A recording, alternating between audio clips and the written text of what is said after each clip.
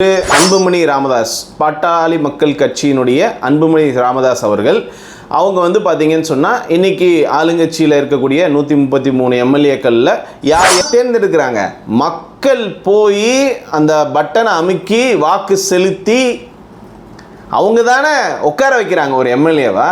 அப்போ அது வந்து மக்களுக்குனே சொன்ன மாதிரி இந்த தமிழக வெற்றி கழகம் ஆரம்பித்த உடனே அவர் வந்து விஜய் அவர்கள் இருக்கட்டும், திரு சீமான் அவர்களோட காரில் ஒன்றா பயணம் பண்ணி இப்போ ஆம்ஸ்ட்ராங் அவருடைய கொலை வழக்கில் அந்த கொலை நடந்த அந்த விஷயத்தை பற்றி பேசிகிட்டு இருக்கப்போ ஆம்ஸ்ட்ராங் அவங்க வந்து ஒரு பட்டியல் சமூகத்தில் அவர் ஒரு அந்த குறியீடை சொல்லி அந்த பட்டியல் சமூகத்தில் அவர் என்ன சமூகம்ன்றத சொல்லி அதை கொலை செய்ய வந்தவர் சொல்லி அவர் ஒரு பட்டியல் சமூகத்தை சேர்ந்தவர்னு சொல்கிறாரு. யார்? ஒரு சாட்டை துரைமுருகா. வலைதளங்களில் எல்லாமே இருக்குது, ஆடியோக்கள் எல்லாமே இருக்குது. அது சொல்கிறப்போ அவர் சொல்கிறாரு, அந்த கொலை செய்தவர் அவருடைய சமூகத்தை சொல்லி தெலுங்கு அப்படின்னு சொல்கிறார். அனைத்து நம் சொந்தங்களுக்கும் என் பணிவான வணக்கங்கள். நம்மளுடைய இந்த காவல்காரன் பாரத் 777 அப்படின்ற நம்ம யூடியூப் சேனல் மூலியமாக எல்லா விஷயத்தையும் சமரசம் இல்லாமல் துளியும் அச்சம் இல்லாமல் நமக்கானவர்களுடைய குரலாக நம்ம ஒழிச்சிட்ருக்கோம். நம்ம நிறைய விஷயங்களை இந்த சேனல் மூலியமாக பகிர்ந்துட்டுருக்கோம். நீங்கள் இது வரைக்கும் சப்ஸ்கிரைப் பண்ணலைன்னா உடனடியாக சப்ஸ்கிரைப் பண்ணிக்கோங்க. இன்றைக்கி நாம் பார்க்கக்கூடியது ஒரு முக்கியமான விஷயம். இந்த வீடியோவை முழுமையாக பாருங்கள். சமீபத்தில் திரு அன்புமணி ராமதாஸ் பாட்டாளி மக்கள் கட்சியினுடைய அன்புமணி ராமதாஸ் அவர்கள் அவங்க வந்து பார்த்தீங்கன்னு சொன்னால் இன்றைக்கி ஆளுங்கட்சியில் இருக்கக்கூடிய 133 எம்எல்ஏக்களில் யார் யார் எந்த சமூகத்தை சேர்ந்தவங்க, அவங்களில் யார் யார் அமைச்சராக இருக்கிறாங்க அப்படின்றத அவர் சொல்லி பேசியிருக்காரு ஒரு 2-3 நாளைக்கு முன்னே.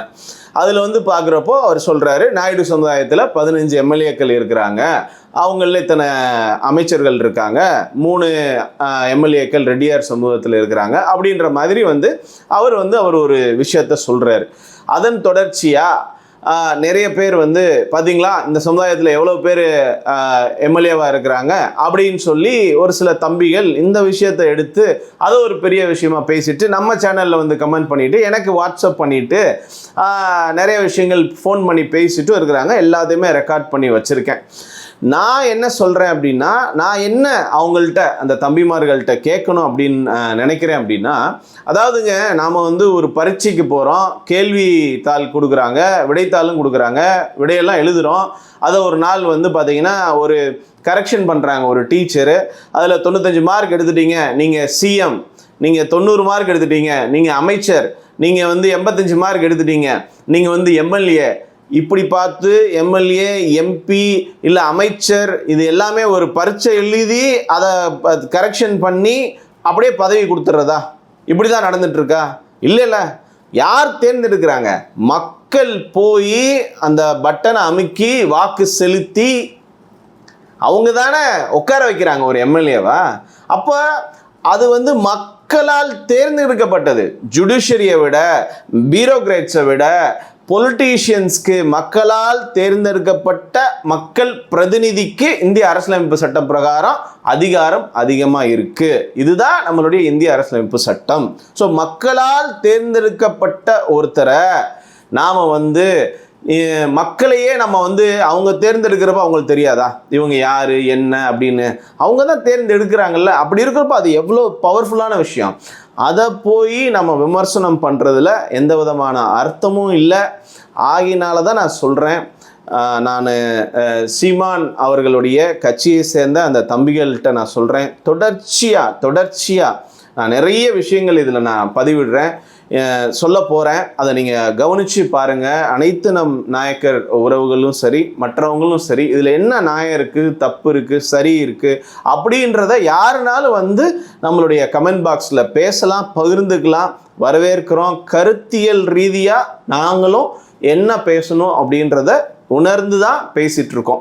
ஸோ அந்த வகையில் பார்க்குறப்போ இந்த விஷயத்தில் நாம் வந்து ஏற்கனவே சொன்ன மாதிரி இந்த தமிழக வெற்றி கழகம் ஆரம்பித்த உடனே அவர் வந்து விஜய் அவர்கள் இருக்கட்டும், திரு சீமான் அவர்களோட காரில் ஒன்றா பயணம் பண்ணி ஒரு ஒரு ஒரு ஒரு விஷயங்களை பற்றியெல்லாம் ஆலோசனை செஞ்சாங்க அப்படின்னு நிறைய விஷயங்கள் வருது. எது உண்மை பொய்யெல்லாம் நமக்கு தெரியாது. ஆனால் அதே சமயம் வந்து பார்த்திங்கன்னா திரு விஜய் அவர்களே, நாங்கள் வந்து பார்த்திங்கன்னா ஒரு சில காரணங்கள்னால எங்களுக்கு வந்து மிகப்பெரிய வலியை அனுபவிச்சுட்ருக்கோம். அந்த வலிக்கு காரணமாக இருக்கிறவங்களோட நீங்கள் எந்த காலத்துலையும் கூட்டணி வைக்காதீங்க. அப்படி வச்சிங்கன்னா எங்களுடைய ஒட்டுமொத்த சமுதாயத்தினுடைய எதிர்ப்பையும் நீங்கள் சம்பாதிக்க வேண்டியதாக இருக்கும். அது வந்து உங்களுக்கு மிகப்பெரிய உங்களுடைய வளர்ச்சிக்கு மிகப்பெரிய பாதிப்பாக இருக்கும் அப்படின்றதையும் சொல்லி நம்ம ஒரு காணொளி போட்டோம். அதனுடைய தொடர்ச்சியாக அதாவது இது வந்து யாருக்கு, நாம் தமிழர் கட்சிக்கு மட்டும் சொல்லலை. அவங்களோட நாம் தமிழர் கட்சி கூட வந்து விஜய் அவர்கள் கூட்டணி வைக்கிறத மட்டும் நம்ம சொல்லலை. யாராக இருந்தாலும் சரி, திமுகவாக இருக்கட்டும், அண்ணா திமுகவாக இருக்கட்டும், பிஜேபியாக இருக்கட்டும், காங்கிரஸாக இருக்கட்டும், நாங்கள் ஏன் அந்த சீமான் அவர்களோடு கூட்டணி சேர்றத எதிர்க்கிறோம், வேண்டாம், எங்களுடைய ஒட்டுமொத்த 1 கோடி மக்களுடைய வாக்குகளையும் நீங்கள் இழக்க வேண்டியதாக இருக்குன்னு சொல்கிறதுக்கான காரணத்தை நான் இந்த இதில் சொல்கிறேன்.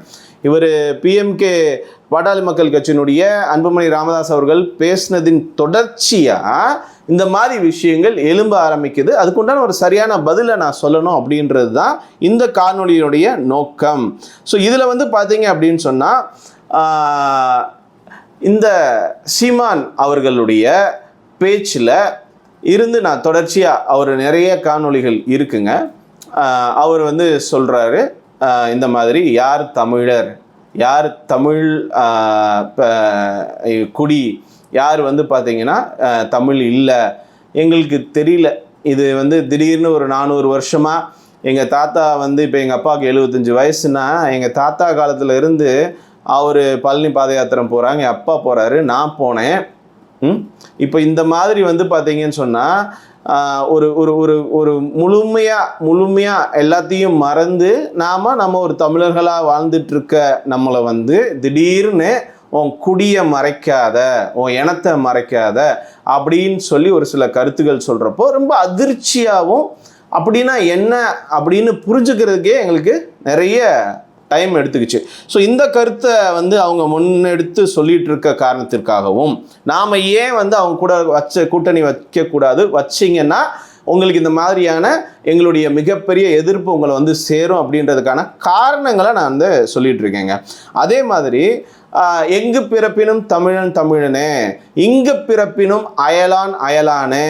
எப்படி, எங்கள் முப்பாட்டன் இங்கே பிறந்து 400 வருஷம் ஆச்சு.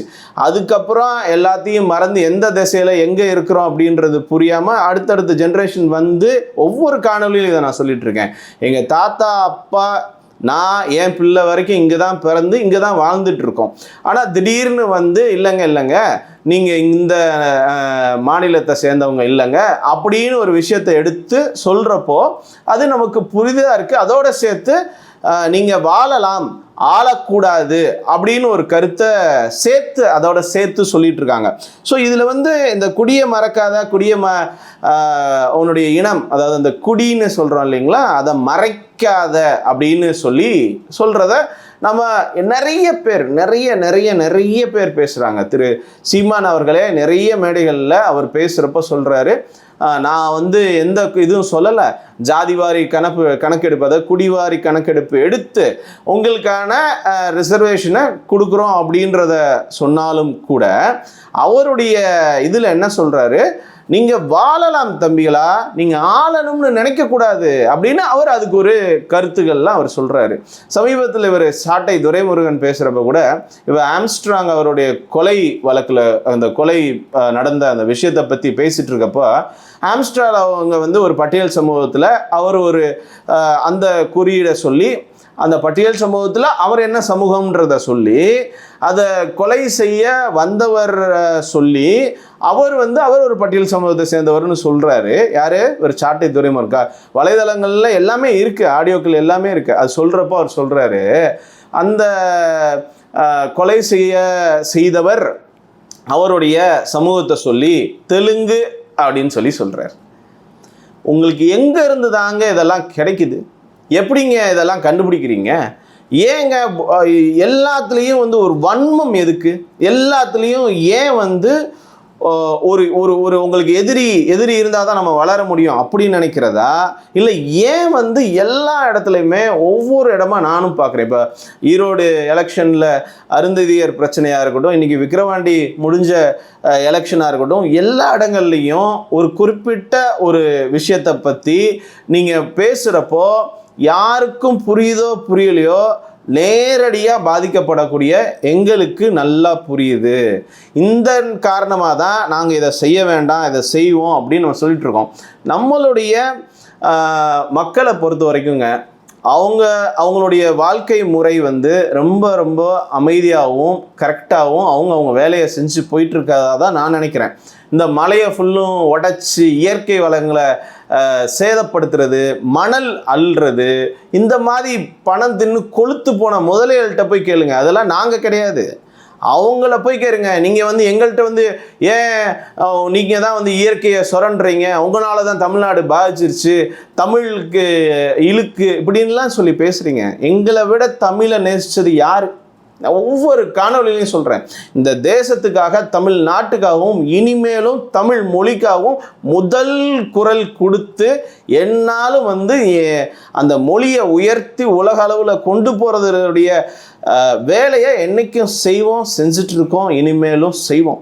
அதனால் இந்த பட்டம் வந்து நீங்கள் கொடுக்க வேண்டிய அவசியம் இல்லை. ஆனாலும் இதை நான் ஏன் தெளிவுபடுத்துகிறேன் அப்படின்னா, நான் வந்து இப்போது என் கண்ணை குத்துறதுக்கு நானே வந்து உங்கள்கிட்ட குச்சியை கொடுத்து என் கண்ணை குத்துங்க அப்படின்னு நான் சொன்னால் எப்படி இருக்கும்? அது மாதிரி தான் உங்களுக்கு அதிகாரத்தை கொடுத்து நீங்கள் வந்து உங்களுக்கு வந்து நாங்கள் ஆதரவு கொடுத்து, இல்லை உங்களை ஆதரிக்கிறவங்கள நாங்கள் ஆதரித்தா கூட அது மிகப்பெரிய ஒரு எதிர்வினையாக எங்களுக்கு அமையும் அப்படின்றது எங்களுக்கு நல்லா தெரியும். அதன் காரணமாக தான் இந்த விஷயத்தில் வந்து பார்த்தீங்க அப்படின்னா, நான் இப்போ சமீபத்தில் நிறைய ஒரு சில பேர்கிட்ட நான் பேசினேன். அவங்களுடைய கருத்துக்களையும் நான் இந்த இடத்துல வெளிப்படுத்துகிறேன். அதாவது 1 கோடி மக்கள், அதாவது மிக மிக மிக குறைஞ்சபட்சம் நிச்சயமாக 1 கோடி மக்கள் இருக்கிறாங்க, எங்களுடைய சமுதாயத்தை சேர்ந்தவங்க இருக்கிறாங்க. இது இல்லாமல் இப்போ இவங்க எல்லாத்துலேயும் ஒரு கொடையின் கீழ் கொண்டு வந்துட்டீங்களா? சீமான் அவர்களுடைய தொடர்ச்சியான இந்த பேச்சின் காரணமாக, அவர் சமீப 10 வருடமாக போட்ட அந்த விதையின் காரணமாக ஒரு கருத்தியல் வந்து மரம் போல செடி போல வளர்ந்து வரதன் காரணமாக எங்கள் எல்லாத்தையும் ஒரே கொடையின் கீழே நல்லா ஸ்ட்ராங்காக ஒன்று இணைச்சிட்டிங்க. ரொம்ப சந்தோஷம். அடுத்து பார்த்தீங்க அப்படின்னு சொன்னால், இங்கேயே பிறந்து இது போல் 200-300 வருடங்களாக வாழக்கூடிய கன்னடம் பேசக்கூடிய, அதாவது அவங்க பேச கிடையாது, அவங்கள எங்களை எப்படி சொல்கிறீங்களோ அதே மாதிரி அவங்க தன்னை மறந்து தமிழர்களாக வாழ்ந்துட்டு இருக்கக்கூடிய, உங்களால் கன்னடர்களாக அடையாளப்படுத்தக்கூடிய அப்படின்னு வச்சுக்கலாம். அதுபோல் அதாவது நான் வந்து நாம் தமிழர் கட்சியை மட்டும் சொல்லலை, அதே கருத்தியலில் பயணிக்கக்கூடிய எல்லா அமைப்புகளுக்குமான பதிலாக தான் நான் இதை சொல்கிறேன். இது போல் இங்கேயே வசிக்கக்கூடிய நிறைய மலையாள மக்கள், அதுவும் உங்களால் மலையாளி என்ற அடையாளப்படுத்தக்கூடிய, இல்லைன்னு சொன்னால் உருது பேசக்கூடிய இஸ்லாமியர்களாக இருக்கட்டும், இந்த மாதிரி வந்து நிறைய வருடங்களாக இங்கே இருந்து நம் தமிழர் அப்படின்ற ஒரு எண்ணத்தோடையும் எல்லாத்தையும் மறந்து நம்ம இந்த மாநிலத்தை நம்பர் 1 மாநிலமாக உலகமே திரும்பி பார்க்க வகையில் வைக்கணுன்றதுக்காக உழைச்சிட்ருக்க ஒவ்வொரு ஆளையும் வந்து நீங்கள் அடுத்து என்ன செய்ய போகிறீங்கன்னா, எங்களை ஒன்று இணைச்சது மட்டும் இல்லாமல் அவங்க எல்லாத்தையும் ஒன்று இணைச்சி ஒரு பெரிய ஒரு சக்தியாக உருவாக்குறதுக்கான வாய்ப்புகளை நீங்களாக தான் எங்களுக்கு உருவாக்கி கொடுத்துட்ருக்கீங்க. இது போல் பார்த்தீங்க அப்படின்னு சொன்னால், நான் இங்கே ஒரு சில விஷயங்களை சொல்கிறேன். இதில் இப்போ நடந்து முடிஞ்ச பாராளுமன்ற தேர்தலில் 40 தொகுதிகளில் திரு சீமான் அவர்கள் வேட்பாளரை நிறுத்தினாங்க. இதில் ஏதாவது ஒரு வேட்பாளர் எனக்கு தெரியல, நான் கேட்குறேன், எல்லா இடத்துலையும் கேட்டும் பார்த்துட்டேன், உங்களுடைய கட்சி சேர்ந்த நிர்வாகிகள் இடத்துலையும் பேசி பார்த்துட்டேன். எல்லாருமே எங்களுக்கு தெரிஞ்சவங்க தானே, எல்லாருமே சுற்றத்தில் நல்ல சின்ன வயசுலேருந்து பார்த்து வளர்ந்த தம்பிகள் தானே, அண்ணங்கள் தானே, அவங்கள்ட்ட பார்த்து பேசுகிறப்போ அவங்களுக்கு தெரியல. நான் கேட்குறேன், 40 பாராளுமன்றத்தில் நிறுத்தின 40 வேட்பாளர்களில் யாராவது எங்கள் சமூகத்தை சேர்ந்த யாராவது ஒருத்தருக்கு வாய்ப்பு கொடுத்தீங்களா? இல்லை. அப்படின்னா அது கரெக்டாக இருக்கும் பட்சத்தில் மிகப்பெரிய வன்மத்தை எங்கள் மேலே கொட்டிட்டு இருக்கீங்க. ஏதோ ஒரு விஷயத்தில் வந்து மிகப்பெரிய அளவுக்கு நீங்கள் ஏதோ ஒரு மனசில் ஒரு அஜெண்டாவோட செயல்பட்டுட்ருக்கீங்க. ஆகையினால தான் நாங்கள் வந்து என்ன சொல்கிறோம் அப்படின்னு பார்த்தீங்கன்னா, இந்த விஷயத்தில் வந்து வேணாம், திரு தமிழக வெற்றி கழகத்தினுடைய விஜய் அண்ணன் அவர்கள்ட்டையும் சரி, மற்ற கட்சி யாருனாலும் வச்சுக்கோங்க, திமுக இருக்கட்டும், அண்ணா திமுக இருக்கட்டும், பிஜேபியாக இருக்கட்டும், காங்கிரஸாக இருக்கட்டும், யாரை வேணால் இருந்துக்கோங்க, நீங்கள் அவங்களோட கூட்டணி வச்சிங்கன்னா எங்களுடைய மிகப்பெரிய ஓட்டு வங்கியை முழுமையாக இழந்துருவீங்க. இதில் எந்த மாற்று கருத்து இருக்கு? என்றைக்குமே திரு அண்ணன் சீமான் அவர்கள் அவருடைய இந்த கருத்துல இருந்து அவர் பேக் அடிக்க போகிறது இல்லை, அவர் பின்வாங்க போகிறது இல்லை. நீ உருது பேசக்கூடிய இஸ்லாமியர்னா நான் உங்களை உருது பேசக்கூடிய இஸ்லாமியராக தான் ஏற்றுக்க முடியும். நீங்கள் தெலுங்கு பேசக்கூடிய நாயக்கர் சமுதாயத்தை சேர்ந்தவங்களாக இருந்தீங்கன்னா உங்களை நாயக்கராக தான் ஏற்றுக்க முடியும். ஏன் உங்கள் குடியை மறைக்கிறீங்க அப்படின்னு சொல்லி கேட்குறாங்க. நாங்கள் நிறைய 1000 முறை, பல 100 முறை, பல 1000 முறை சொல்லியாச்சு. எங்களுக்கு அது ஞாபகம் கூட இல்லை. பேச்சு வழக்கில் இருக்கிறதும் குறைஞ்சிருச்சு. இல்லை அங்கே பேசுகிறாங்க பார்டரில். இப்போது நீங்கள் வந்து கன்னியாகுமரி பக்கம் போனீங்கன்னு சொன்னால் மலையாளம் கலந்த தமிழோ, இல்லை மெட்ராஸ் பக்கம் போனீங்கன்னு சொன்னால் தெலுங்கு வந்து பேசக்கூடிய மக்களுடைய அடர்த்தி அதிகமாக இருக்கிறதோ, இது வந்து எப்படி சொல்கிறது, அது மதராஸ் சபா வந்து ஒரு 3-4 இந்த மாநிலங்களுக்கு தலைநகரமாக இருந்ததுனால தான் அங்கே ஆட்கள் அதிகமாக இருந்தாங்க அப்படின்றது இருக்கிறாங்கன்றது உங்கள் எல்லாருக்கும் நல்லா தெரியும். அதுபோல் வந்து பார்த்திங்கன்னா நம்மளுடைய வெஸ்ட் பெங்காலில் இருக்கிறவங்க வங்கதேசத்தில் இருக்கக்கூடிய வங்க மொழியை நம்ம நாட்டிலையும் பேசுகிறாங்க, அங்கேயும் பேசுகிறாங்க. அது மாதிரி சொல்லிகிட்டே போகலாம். ஒவ்வொரு எல்லைகளுக்கு மத்தியில் இருக்கக்கூடிய அந்த இடத்துல வந்து லைன் ஆஃப் கண்ட்ரோல் எல்ஓசிலெல்லாம் பார்த்தீங்கன்னா அவங்கவுங்க அந்த மொழிகளை பேசக்கூடிய வழக்கம் இருக்குது. இந்த விஷயத்தை பொறுத்த வரைக்கும் நாங்கள் ரொம்ப தெளிவாகவும் இது எங்களுடைய உரிமையாகவும் நாங்கள் பார்க்குறோம். அந்த வகையில் பார்க்குறப்போ இந்த கருத்தியலை முன்னிறுத்தக்கூடிய எந்த கட்சியாக இருந்தாலும் சரி, அவங்களோட இணைஞ்சு பயணிக்கிற யாராக இருந்தாலும் சரி, you won't get not even a single vote. You won't get not even a single vote.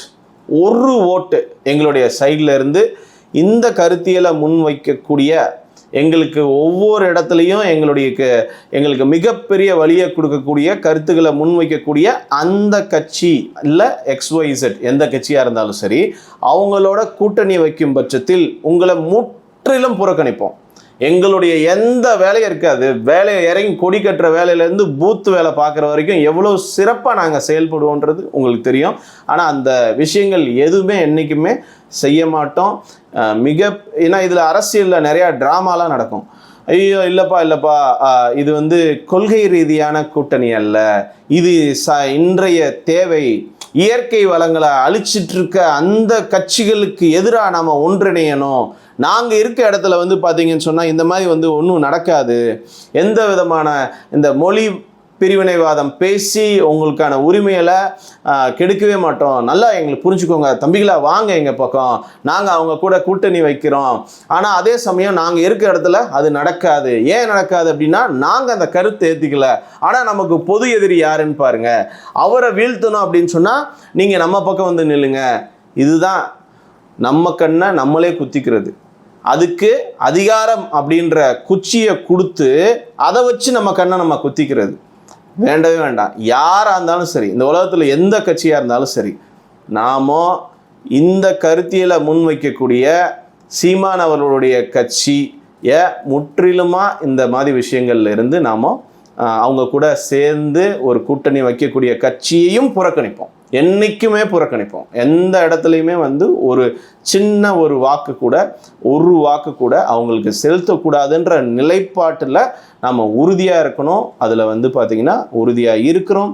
இது பல லட்சக்கணக்கான என் வீட்டு பெண்கள், எங்களுடைய இளைஞர்கள் சார்பாக அவங்களுடைய கருத்துக்களை தான் இந்த இடத்துல வந்து நான் பிரதிபலிச்சிட்ருக்கேன். ஸோ அதனோட சேர்த்து பார்த்தீங்க அப்படின்னு சொன்னால் ஒரு சார் கமெண்ட்டில் வந்து கொடுக்குறாரு, நீங்கள் என்னென்ன விஷயங்களுக்காக குரல் கொடுத்தீங்க, போராடினீங்க அப்படின்னு சொல்லி கேட்குறாரு. ஆம்ஸ்ட்ராங் அவர்களுடைய கொலை இதாக இருக்கட்டும், கல்கட்டாவில் இந்த பிஜி ஸ்டூடெண்ட், அந்த மருத்துவர், அவருடைய பிரச்சனை, கற்பழிப்பு, அதன் தொடர்ச்சியாக அவர் கொலை செய்யப்பட்டார், அதுவாக இருக்கட்டும், கிருஷ்ணகிரி தனியார் பள்ளியிலுடைய இந்த குழந்தைகள் பாலியல் பிரச்சனையாக இருக்கட்டும், எல்லா இடத்துலையும் சரிங்க, ஒரு டோல்கேட்டாக இருக்கட்டும், கள்ளச்சாராயமாக இருக்கட்டும், ஆளுங்கட்சி எதிர்கட்சி யாராக வேணால் இருக்கட்டுங்க, நமக்கு தேவை நம்மளுடைய தமிழக மக்களுடைய நலனுக்கு என்ன விஷயங்கள் நாம் ஆட் பண்ணி சேர்க்க முடியுமோ அதை வந்து தொடர்ச்சியாக குரல் கொடுக்குறோம், கொடுத்துட்டு தான் இருக்கிறோம், இனிமேலும் கொடுப்போம்.